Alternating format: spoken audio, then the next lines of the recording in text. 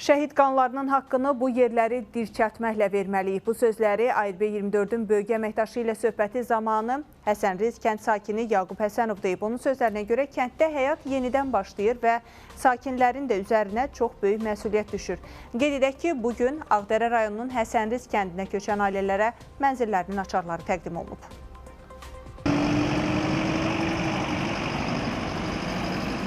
Fəxr edirəm. Allah qazılarımıza can sağlığı versin. Qayıdıram öz yerimizə, fəxr edirəm.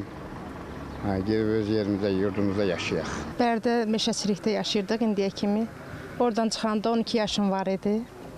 Hal-hazırda 47 yaşında vətənimizə dönük. Çox sevindirici bir hissdir. 1992-ci ildə Ağdərə rayonunun kəndlərini tərk etmək məcburiyyətində qalan sakinlərin bir qismi bugün böyük qayıdışın sevincini yaşayırlar.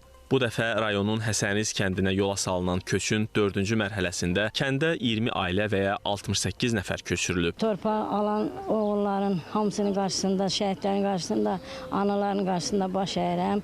Qazilərimizə can sağlığı, uzun ömür arzulayıram. Allah qoysa torpaqlarımıza gedib rahat yaşaya bilərik indən sonra. Şükür Allahın bugünkü gününə.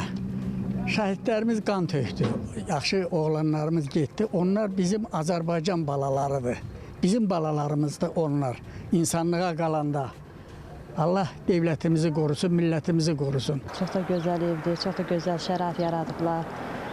Hər kəs getsin, o torpaqların qədrini bilsin. Çünki orada hər bir yerdə bizim şəhidlərimizin zəhməti var.